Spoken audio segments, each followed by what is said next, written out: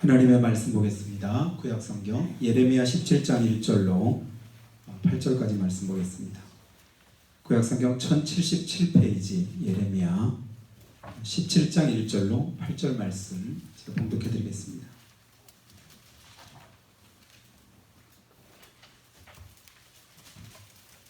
예레미야 17장 1절로 8절입니다. 유다의 죄는 금강석 끝 철필로 기록되되 그들의 마음판과 그들의 제단불에 새겨졌거늘 그들의 자녀가 높은 언덕의 푸른 나무 곁에 있는 그 제단들과 아세라들을 생각하도다. 들에 있는 나의 산아, 내 온 영토의 죄로 말미암아 내가 내 재산과 내 모든 보물과 산당들로 노략을 당하게 하리니 내가 내게 준 내 기업에서 내 손을 뗄 것이며 또 내가 너로 하여금 너의 알지 못하는 땅에서 내 원수를 섬기게 하리니 이는 너희가 내 너를 맹렬하게 하여 영원히 타는 불을 일으켰습니다. 여호와께서 이와 같이 말씀하시니라. 무릇 사람을 믿으며 육신으로 그의 힘을 삼고 마음이 여호와께서 떠난 그 사람은 저주를 받을 것이라. 그는 사막의 떨기나무 같아서 좋은 일이 오는 것을 보지 못하고 광야 간조한 곳 건건한 땅 사람이 살지 않는 땅에 살리라. 그러나 무릇 여호와를 의지하며 여호와를 의뢰하는 그 사람은 복을 받을 것이라. 그는 물가에 심어진 나무가 그 뿌리를 강변에 뻗치고 더위가 올지라도 두려워하지 아니하며 그 잎이 청청하며 가무는 해에도 걱정이 없고 결실이 그치지 아니함 같으리라. 아멘. 할렐루야. 오늘도 주님 앞에 나오신 사랑 가정마다 우리 하나님의 크신 은혜가 충만히 임하셔서 한 주간도 승리케 되기를 예수님으로 축복합니다. 눈으로 인사하겠습니다. 사랑하고 축복합니다. 힘내십시다. 기도하겠습니다. 여러분 사는 게 힘드신가요? 힘드시면 고개 한번 끄덕하시죠? 안 힘드십니까? 우리 충청도의 대부분 90%의 대답은 뭐냐면 괜찮아요. 가만히 보니까 괜찮아서 괜찮은 게 아니에요. 안 괜찮은데도 그냥 괜찮게 받는 겁니다. 확실히 충청도 분들은 양반인 것 같아요. 안 괜찮아도 괜찮아요. 기분 나빠도 괜찮아요. 싫어도 그냥 웬만하면 그냥 괜찮아요입니다. 제가 충청도에서 태어났기 때문에 그런 것이 아니라 어릴 때부터 왜 충청도를 양반이라고 했나 살아보니까 그런 것 같아요. 아니라고 할 사람도 있겠지만 일반적으로 그렇습니다. 살기 힘드시죠. 근데 힘들어도 웬만하면 괜찮아요. 그냥 그렇게 받는 겁니다. 그렇게 여기면서 살아갑니다. 안 힘들긴 왜 안 힘듭니까? 하루하루 지내는 게 고역이고 힘들고 어려운 그런 상황들을 우리가 만납니다. 때로는 이곳이 길인지 아니면 저곳이 길인지 이리 갈지 저리 갈지 아니면 돌아갈지 헷갈릴 때도 있고 갈등될 때도 있지만 그래도 우리는 예수 믿는 사람 아닙니까? 그래서 예수 믿는 사람은 끝까지 어떤 상황과 형편 속에서도 믿음의 길을 택하고 하나님 손을 붙잡고 은혜 아래서 살아가는 사람인 줄을 믿습니다. 믿음의 사람이 달리 믿음의 사람이 아니라 세상 사람은 넓은 길을 찾고 평탄한 길을 찾지만 그러나 우리 예수님께서 마태복음 7장에서 분명히 말씀하신 것처럼 믿음의 사람 어떤 길로 가래요? 좁은 길 가랍니다. 협착한 길 가랍니다. 길인지 아닌지도 때로는 구분이 안 되는 그런 길도 우리가 믿음 때문에 그 길을 걸어가다 보면 주님께서 그곳에서 예비하신 복을 우리에게 주시고 은혜를 베풀어 주시지요. 그래서 나는 예배하리라고 하는 찬송에 그런 가사가 있어요. 걸어갈 때 길이 되고 살아갈 때 삶이 되는 걸어갈 때 길이 되고 살아갈 때 삶이 되는 그곳에서 나는 예배합니다. 이 말씀이 굉장히 저는 은혜가 돼요. 길이 아니었는데 믿음 따라서 걷다 보니까 내가 걸어간 그 길이 그곳이 뭐가 된 거예요? 길이 된 거예요. 그리고 내가 믿음 따라서 힘들고 어렵지만 끝까지 주님 의지해서 믿음의 끈을 놓지 않고 살아왔더니 그 삶의 길이 뭐가 돼요? 삶의 길이 된 거예요. 그런 믿음의 삶을 살아가시기를 축복합니다. 손에 쥐어지고 눈에 보여지고 드러난 것은 믿음이 아니라고 했습니다. 믿음은 보이는 것이 아니고 드러난 것이 아니라 하나님의 말씀 붙잡고 가다 보면 주의 말씀이 내 발에 등이 되고 내 길에 빛이 되셔서 그 말씀 따라 가고 보니까 그곳에 하나님의 은혜가 있더라. 축복이 있더라. 약속하신 그 약속의 열매들이 맺혀 있더라. 이런 믿음으로 우리 살아갑니다. 여러분, 허드슨 테일러라고 하는 중국의 유명한 선교의 큰 업적을 남겼던 선교사가 있습니다. 전에도 한번 말씀드린 적이 있는데 한번 기억을 한번 떠올려 보시면 좋겠어요. 그분이 이제 중국에서 많은 사람들이 가난하고 힘들기 때문에 병이 들어도 치료할 곳이 없고 그리고 삶이 극히 힘들고 어려워서 병원을 이렇게 개원을 하고 사람들을 고쳐주고 치료하는 그런 사역을 했습니다. 근데 어느 날 이제 무료로 이렇게 계속해서 치료해주고 사람들을 이렇게 돕다 보니까 물질적인 한계가 있잖아요. 그래서 계속해서 본국이나 또 후원자들로부터 후원을 받아서 그 일을 해야 되는데 오늘 병원 직원이 그러는 거예요. 선교사님, 오늘 저녁에 마지막 남은 쌀 가지고 밥을 지어서 내일은 우리 병원 식구들이나 입원 환자들이 먹을 게 없어서 굶어야 될 것 같습니다. 그랬답니다. 그때 선교사가 뭐라고 했다고 했죠? 혹시 기억하시는 분? 기억 못 하셔서 감사합니다. 그 선교사님이 뭐라고 했냐면 불신앙을 회개하십시오 그랬답니다. 아니 쌀 떨어져가지고 쌀 없다고 했는데 무슨 불신앙을 회개하라고 합니까? 근데 그 다음에 이제 이 선교사님이 이렇게 말씀하는 거예요. 예수 믿는 사람들은 마지막이라는 말을 함부로 해서는 안 됩니다. 이것이 마지막이다. 그 기준을, 그 결론을 누가 내리는 거예요? 하나님이 마지막이라고 하기 전까지는 아직 마지막이 아닙니다. 끝났다고 할 때까지는 아직 끝난 게 아닙니다. 내가 볼 때는 끝난 것 같은데 아니에요. 하나님이 거기서부터 다시 시작할 수도 있습니다. 거기서부터 하나님의 새로운 일들을 하나님께서 이루실 수도 있습니다. 그 다음날 아침 일찍이 급전이 왔는데 보니까 자기 본국인 영국에서 자기를 후원하던 어떤 이제 큰 이제 후원자가 아주 굉장히 큰 액수의 수표를 보냈더랍니다. 그래서 그 믿음 그대로 이제 아침을 굶지 않고 모든 사람들이 다 하나님의 살아계심을 경험했다는 그런 간증이 있습니다. 하나님은요 오늘도 살아계시고 오늘도 우리 가운데 역사하시되 하나님은 믿음대로 역사하는 줄로 믿습니다. 뿐만 아니라 믿음 따라 역사하시고 믿음 위에 역사하시는 분입니다. 그러니까 믿음과 상관이 없을 때는 주님이 역사하실 이유가 없는 거예요. 예수님도 예수님의 본 고향에서 형제들도 있고 그곳에는 많은 친척들도 있고 지인들도 있는데 아니 저가 누구냐? 저의 아버지가 목수인 거 알고 또 그 형제들이 누구인 것도 다 아는데 그런데 저에게서 무슨 저런 능력이 나타나냐? 사람들이 의아하게 생각한 거예요. 그래서 아는 것 때문에 예수님을 믿지 못하니까 예수님께서 더 이상 그곳에서 능력을 행하지 않으시고 그것을 떠나서 다른 곳에서 하나님의 능력을 행하신 것을 우리가 복음서를 통해서 보게 됩니다. 믿음 따라 역사하시고 믿음 위에 역사하시고 믿음대로 행하시는 그 하나님 오늘도 믿음 위에 역사하기를 원하셔서 믿음 있는 사람을 찾고 계시는 줄로 믿습니다. 여러분 믿음 있는 사람이 누굽니까? 예수 똑바로 믿는 사람이겠죠. 예수 똑바로 믿지 않고는 믿음이라고 말할 수 없습니다. 그래서 오늘 말씀의 제목이 뭐예요? 예수 똑바로 믿읍시다. 옆에 분하고 한번 같이 한번 조용하게 한번 말합시다. 예수 똑바로 믿읍시다.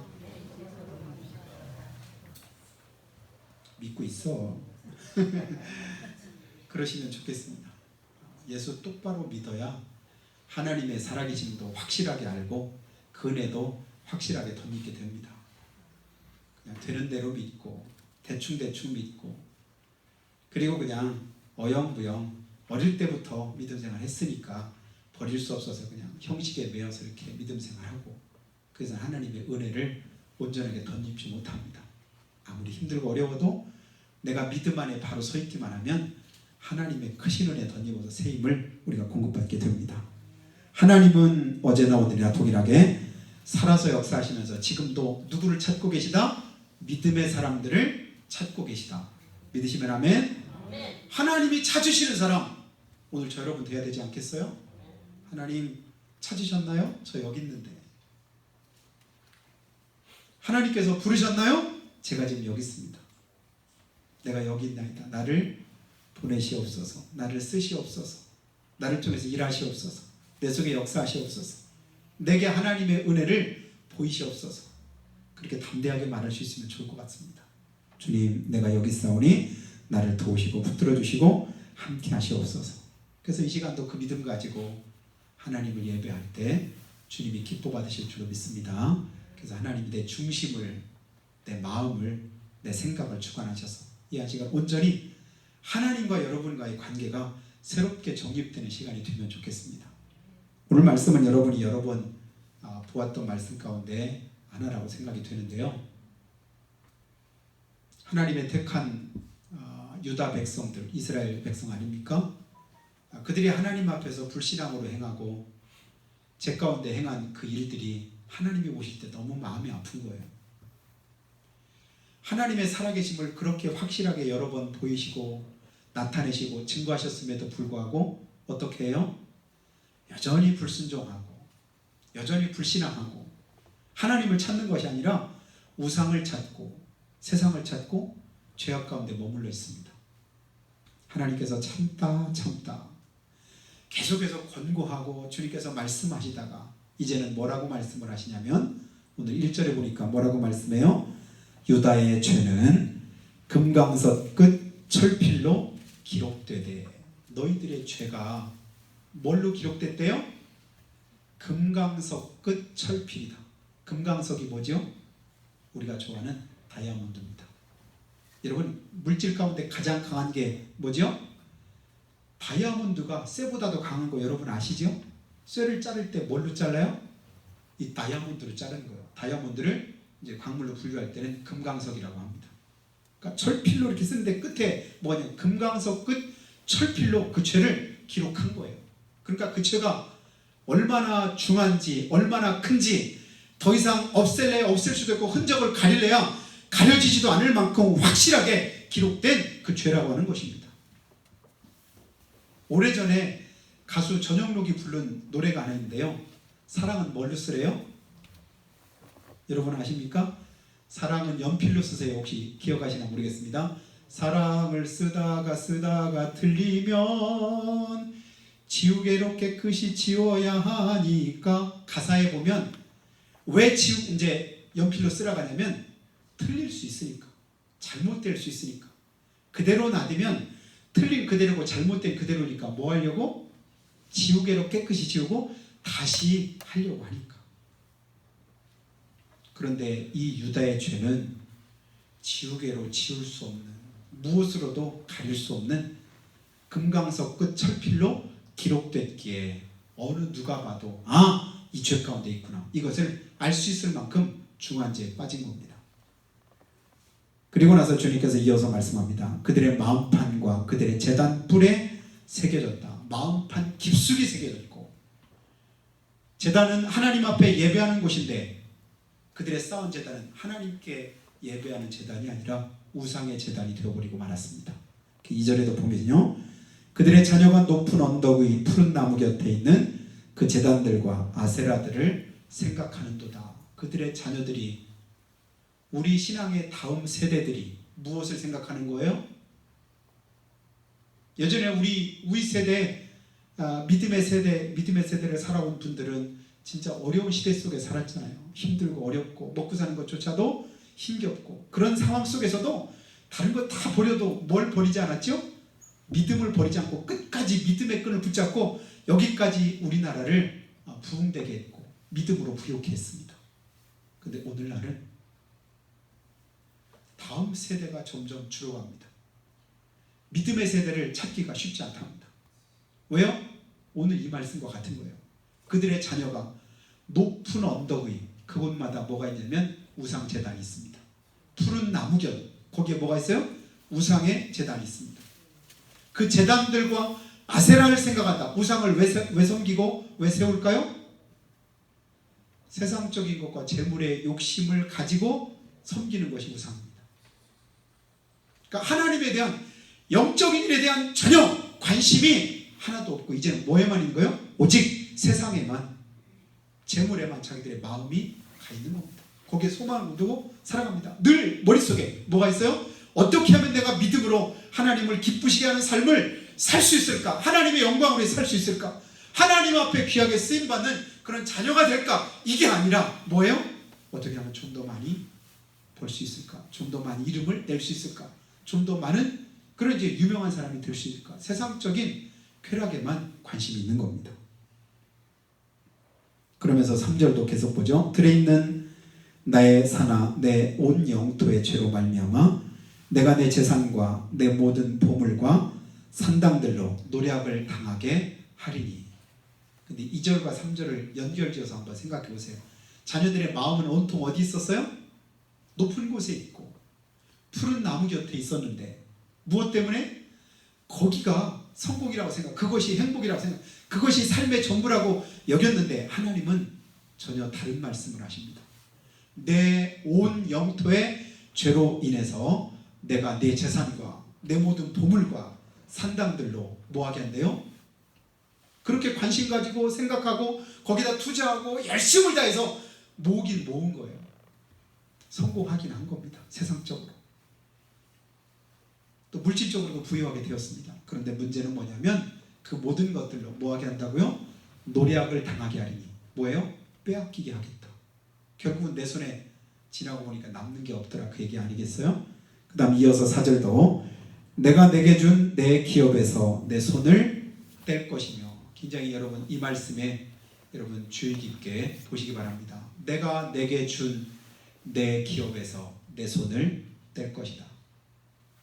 하나님이 주시는 축복 가운데 시편에 보면요, 내 손이 수고한 대로 먹을 것이라.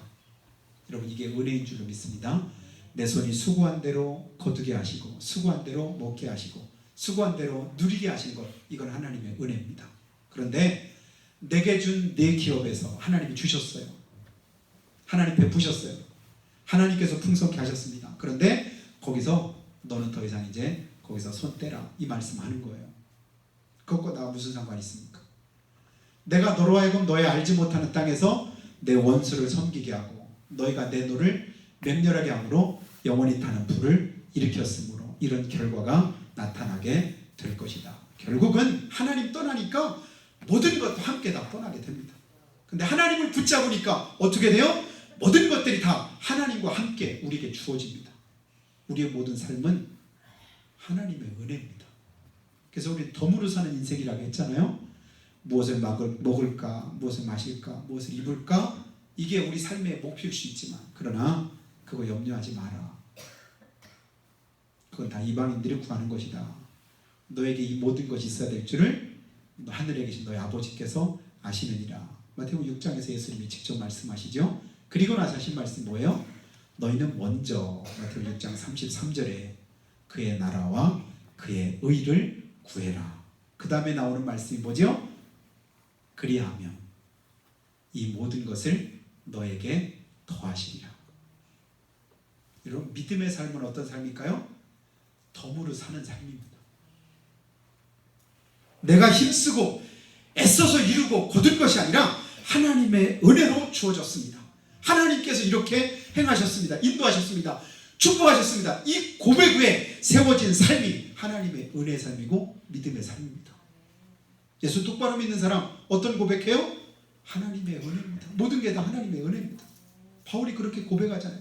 나의 나된 것은 오로지 뭐라고요? 주님의 은혜라. 나의 나된 게 오로지 주님의 은혜라. 내 공로가 전혀 없다는 거예요. 나의 공로가 전혀 없고 내가 행하는 것이 아무것도 없이 오로지 할 수 있다고 하는 고백은 뭐냐면 하나님의 은혜다. 여러분 그 은혜를 붙잡기를 바랍니다. 그 은혜를 놓치지 말기 바랍니다. 그 은혜 가운데 거하실 때 하나님의 역사하심이 함께 하십니다. 그게 예수 똑바로 믿는 거예요. 예수 믿으면서도 세상적인 가치관 똑같이 가지고 안 믿는 사람과 똑같은 생각하고 똑같은 계획하고 똑같은 것에 관심 가지고 이렇게 살아가다 보면 결국은 믿지 않은 사람과 별 다를 바 없지요. 그것에 우리는 믿음이 있다고 말할 수 없을 것입니다. 그리고 반복해서 주님은 말씀하시기를, 여러분 주님이 손대라고 하시면 내가 잡고 있는 그 무엇이 됐든지 간에 나와는 상관없게 되지 않겠어요? 그래서 내가 잡고 있다고 내 것이 아니고 내가 품고 있다고 해서 안전하지 않습니다.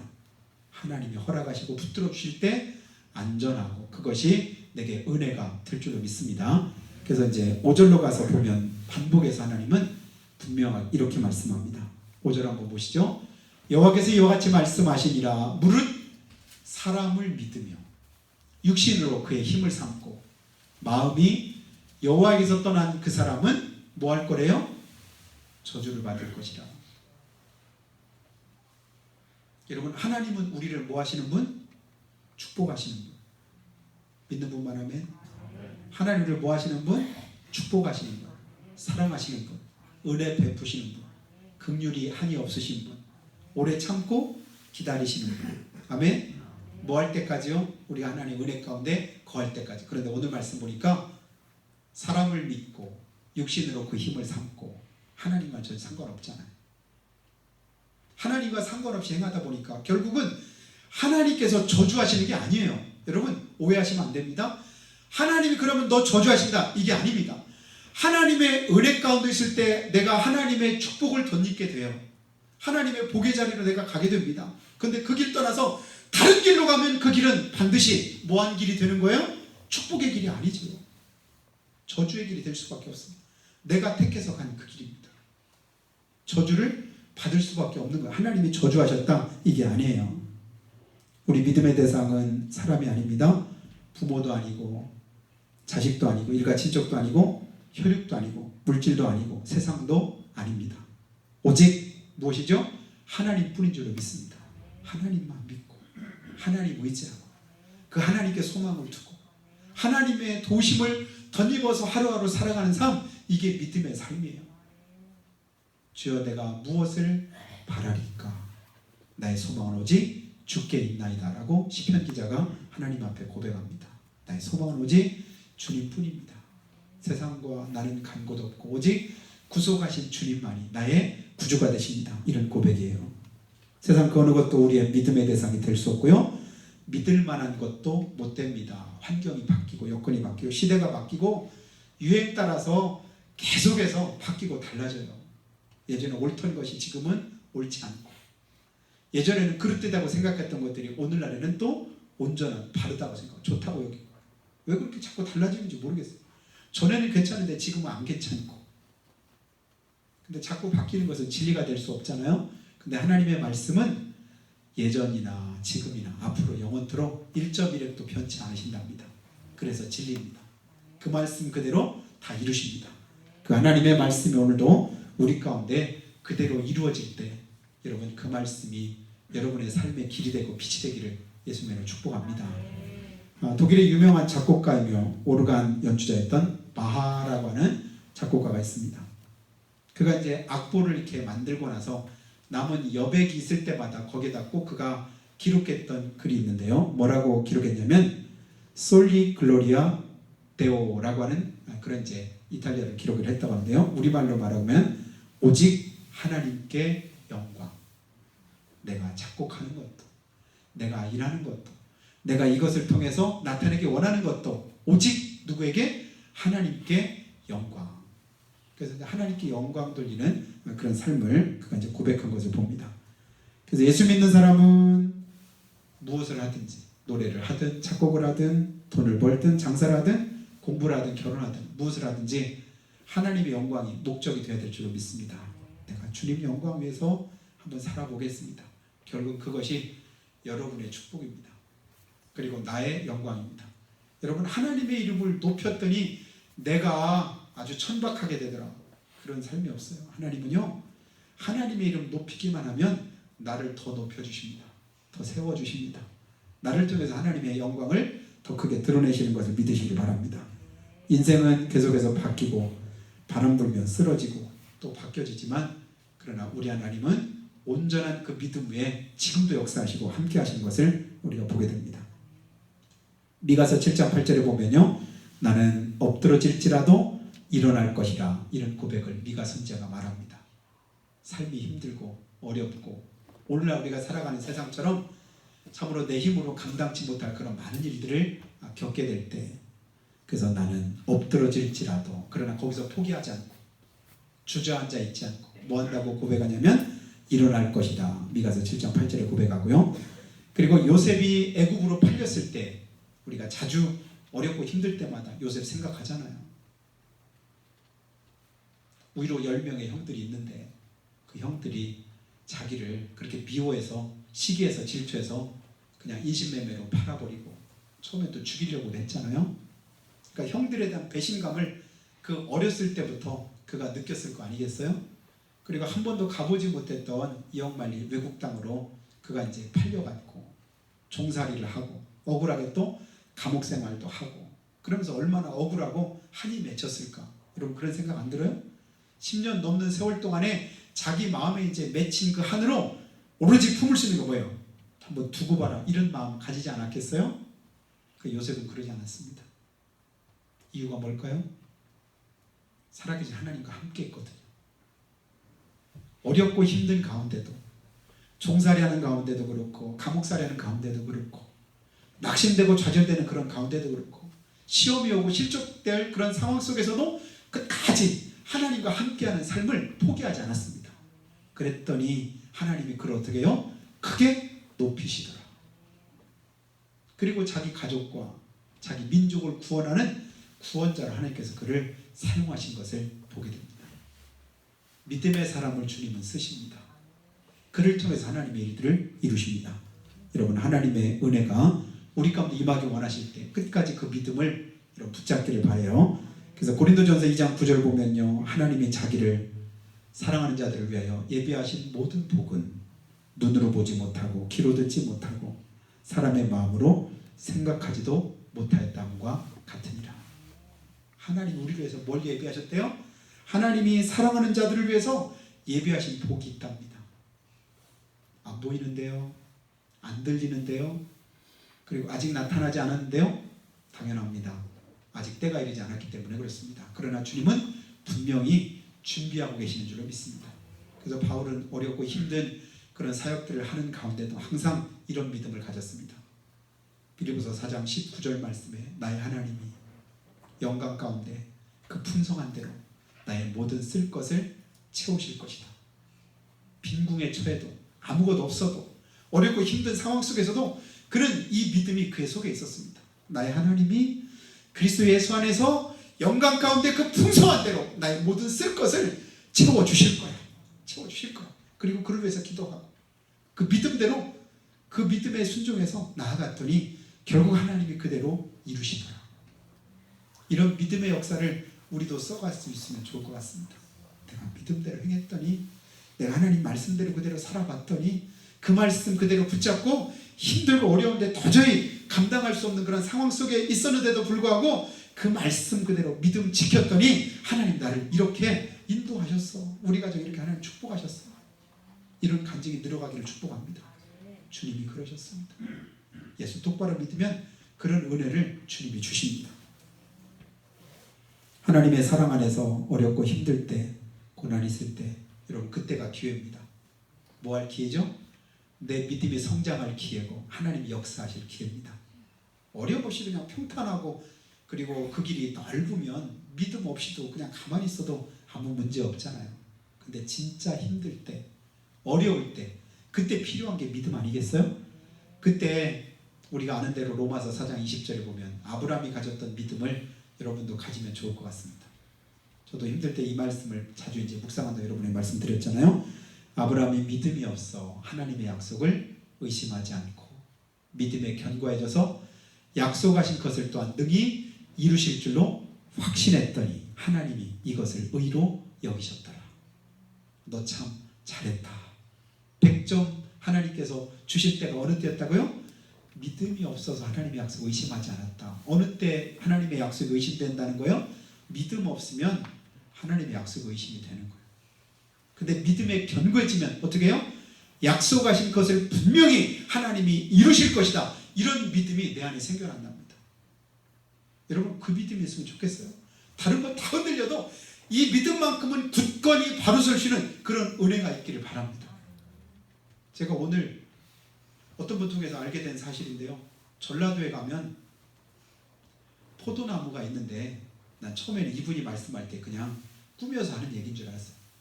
포도나무 한 그루가, 놀랄 준비하세요. 포도나무 한 그루가 가지를 이렇게 뻗치잖아요. 널리 넝쿨이 뻗잖아요. 그 뻗쳐지는 그 한 그루가 차지하는 그 넓이가 얼만큼 정도 될 건가? 여러분 머릿속으로 한번 생각해 보세요. 얼만큼 될 것 같습니까? 자그마치 400평 땅에 이 나무 한 그루가 400평을 다 가지가 덮고 있는 거예요. 뻥? 뻥? 저도 그런 줄 알았어요. 근데 영상을 직접 보여주더라고요. 야, 진짜 포도나무인데, 그 포도 줄기인데 나무 하나가 400평 되는 거기에 한 그루가 있다니까요. 알고 있었군요. 나만 오늘 아는 거 다 알고 계시는 거지. 야, 대단하네. 어떻게 그렇게 만드냐 그랬더니, 포도나무가 처음 심으면 뿌리가 한 1m까지 있으면 2m 정도 떨어진 곳에다 이렇게 웅덩이를 파고 거기다 물을 준대요. 그러면 여기에 있는 뿌리가 그 물을 끌어들이려고 뿌리가 이제 그 생명을 찾아서 깊게 뻗친대요. 그만큼 뻗치면 또 그만큼 떨어지게 또 거기다가 이렇게 해가지고 이 나무가 뿌리가 굉장히 이렇게 넓게 퍼져 있으니까 아무리 가물든 어쩌든 걱정 없이 여기서 맺혀진 포도가 진짜 이게 영상으로만 와도 진짜 놀랍더라고요. 어딘가 한번 찾아가 봤으면 좋겠네. 응? 그런 데는 한번 볼만할 것 같지 않아요? 우리 믿음의 뿌리가 주님께 굳게 그렇게 뿌리 받고 있으면 주님은 나를 통해서 열매를 풍성히 맺히십니다. 오늘 주님께서 그것을 우리에게 약속하잖아요. 어떻게 말씀합니까? 하나님의 말씀대로 순종하지 않고 불신앙 가운데 행할 때는 저주받되, 6절 보면 그는 사막의 떨기나무 같다. 그러니까 사막의 떨기나무 같다. 사막 하면 우리가 생각만 해도 물이 없어요. 비가 잘 안 와요. 근데 거기다 떨기나무, 생각만 해도 그냥 보잘것없는, 그냥 땔감을 해도 후룩 타버리고 말 그런 나무 아니겠어요? 근데 좋은 일이 오는 것을 볼 수도 없고, 광야 간조한 곳, 건건한 땅, 사람이 살지 않는 땅, 그곳이 어딥니까? 주님이 함께하지 않는 곳입니다. 광야 아니겠어요? 거기서는 하나님의 역사가 없습니다. 그러나 물은, 이 말씀이 여러분에게 은혜가 되길 바랍니다. 7절, 여호와를 의지하며 여호와를 의뢰하는 그 사람은 복을 받을 것이라. 여호와를 의지하며 그를 의뢰하는 그 사람은 그를 복을 받을 것이라. 어떻게 복 받을까요? 그 다음 8절 보겠습니다. 이 복을 받습니다. 그는 물가에 심은 나무가 그 뿌리를 강변에 뻗치고 더위가 올지라도 두려워하지 않는답니다. 그 잎이 청청하답니다. 그리고 가물은 해도 걱정이 없답니다. 그리고 결실이 그치지 않는답니다. 환경, 여건, 불황, 염려 없이 하나님이 막아주시고 채워주시고 붙들어준다고 약속하시는 그 말씀입니다. 누구를요? 하나님을 의지하는 자에게, 하나님을 의뢰하는 자에게, 예수 똑바로 믿고 그 말씀대로 행하고자 하는 자에게 하나님이 이런 은혜를, 이런 약속을 주고 계시는 것을 믿으시기를 주님을 축복합니다. 여러분 예수 똑바로 믿읍시다. 그러면 은혜가 임합니다. 여러분 주님은 말씀대로 행한 대로 주님께서 그대로 이루시는 분이잖아요. 주님은 행한 대로 갚으시는 줄로 믿습니다. 믿으시면 아멘. 행한 대로 갚으신다. 말씀대로 이루신다. 주 예수를 믿으라. 그러면 너와 내 집이 구원을 얻으리라. 아멘. 주 예수를 믿으면 구원받습니다. 여러분 예수 믿으셨습니까? 구원받을 줄로 믿습니다. 그러나 거꾸로도 내가 항상 성경은 적용해 봐야 된다고 했잖아요. 행한 대로 갚으시되, 여러분 믿음으로 행할 때는 축복으로 갚으시지만 불신앙으로 행할 때는 하나님이 축복으로 갚을 수가 없잖아요. 그럼 뭘로 갚아질까요? 축복과 반대되는 것으로 갚아지겠지요. 예수 믿으면 구원 받으면, 그러면 믿지 않으면 어떻게 될까요? 구원 못 받겠지요. 그래서 하나님이 세상을 이처럼 사랑하셔 독생자를 주셨는데 그렇게 주신 이유는 누구든지 저를 믿는 자마다 뭐하지 않고 멸망하지 않고 영생 얻게 하시려고 했는데 그러면 믿지 않는 자마다 뭐 할까요? 멸망받을 수밖에 없지요. 구원받지 못할 수밖에 없지요. 그래서 여러분 우리가 하나님의 말씀 앞에 온전히 바로 설 때 전도하다 보면 이렇게 말하는 분이 있잖아요. 나는 예수 안 믿고 그냥 그까짓 거 천국 안 갈랍니다. 이렇게 말하는 분도 있잖아요. 그죠? 천국 그냥 너나 가. 나 안 가도 되니까. 그러거나 말거나. 가기 싫다는데 뭘 가라 그래. 안 가도 괜찮아요. 속으로는 그렇게 말할 수도 있겠죠. 근데 문제는 천국은 안 갈 수는 있습니다. 그렇죠? 근데 천국 안 가면 어디 갈까요? 천국 안 가면 어디 갈까요? 이걸 생각을 못 하는 거예요. 천국 그냥 안 가면 되지. 여기서 머물러 있는 거. 그 다음을 생각을 못 하는 거예요. 죽을 뻔했다가 죽었다가 그냥 지옥 문턱까지 지옥까지 갔다가 보고 온 사람이 그렇게 간증하는 것 같습니다. 여러분 지옥이 어떤 곳인지 압니까? 그 지옥을 한번 우리 머릿속으로 한번 생각해 보세요. 생각했습니까? 그곳은 지옥이 아닙니다. 그것은 지옥에 비하면 세 발의 피입니다. 내가 생각할 수 있는 최고의 그 생각을 다 해도 지옥은 그보다 더할 줄로 믿습니다. 그래서 그분이 이제 뭐라고 말하냐면 여러분 자살하고 싶거든. 그 사람 이제 자살하려고 하다가 이제 그랬던 사람인 것 같아요. 여러분 자살하려고 하는 마음이 있거든. 여러분의 손을 한번 잘라보세요. 그리고 그 아픈 것을 견딜만하다 싶으면 자살하시기 바랍니다. 그 여러분의 다리를 한번 잘라보세요. 그리고 그 고통을 견딜만하면 자살하시기 바랍니다. 그럼 지옥 갈 겁니다. 그렇게 말하더랍니다. 근데 여러분 자살한다고만 지옥 갈까요? 뭐 해도 지옥 가요? 예수 안 믿어도 지옥 갑니다. 우린 다 알잖아요. 예수 안 믿으면 어디 갑니까? 천국 못 가요. 또 지옥 가라고 했다 이렇게 말할까봐 제가 다르게 말합니다. 예수 안 믿으면 천국 못 갑니다. 아멘? 그래서 예수 똑바로 믿고 예수님 안에 거할 때 하나님의 은혜를 우리가 덧입게 됩니다. 주님은 계속해서 그것을 우리에게 말씀을 해주고 계시는 것입니다. 예수 믿고 천국 가자. 예수 믿고 구원받자. 예수 믿고 하나님의 은혜 가운데 가자. 그 축복을 우리가 받아 누리자. 예수님 없이 대통령 돼보니 장관 돼보니 나는 새도 떨어뜨리는 안기부장 국정원장 다 돼보니 다들 뭐합니까? 우리나라의 최고 부자 돼보니 또 뭐합니까? 행복해 보여요? 부럽습니까? 그렇지 못한 모습도 우리가 너무 많이 봅니다. 가진 것 없고 연약하고 부족해도 모자란 것 같아도 다른 사람도 알아주지 않아도 그러나 예수 믿는 나를 우리 주님이 알아주실 줄로 믿습니다. 주님이 내 삶을 기억하십니다. 축복하십니다. 그리고 오늘도 저 여러분을 붙들고 계시는 줄로 믿습니다. 여러분 예수님 똑바로 믿고 하나님의 은혜 덧입고 주님 주시는 은혜가 저 여러분의 삶 속에 날마다 풍성하게 되는 한 축복이 있기를 주님 이름으로 축복합니다. 우리가 정말 기도할 때 하나님 어떤 어려움과 환경 속에서도 우리가 환경과 여건에 타협하지 않고 예수 똑바로 믿어서 하나님을 의지하고 하나님을 의뢰함으로 복된 삶이 되기를 원합니다. 마지막이 아니라 새롭게 시작일 수도 있고 끝이 아니라 처음이 될 수도 있다는 사실을 우리가 기억합니다. 내 나중은 심히 창대케 하실 그 약속을 가지고 오늘이 미약하지만 그럼에도 낙심하지 않고 좌절하지 않습니다. 주님 바라보고 주님 의지합니다. 주 우리를 도와주시고 붙들어 주셔서 무릇 주를 의뢰하며 그를 의지하는 자에게 하나님이 약속하신 그 은혜와 복을 우리가 받아 누리기에 부족함이 없도록 역사해 주시라고 우리 같이 말씀 기억하고 사모하며 한 목소리로 고백하고 기도하겠습니다. 살아계신 우리 아버지 하나님 은혜 덧입고 주님 앞에 엎드려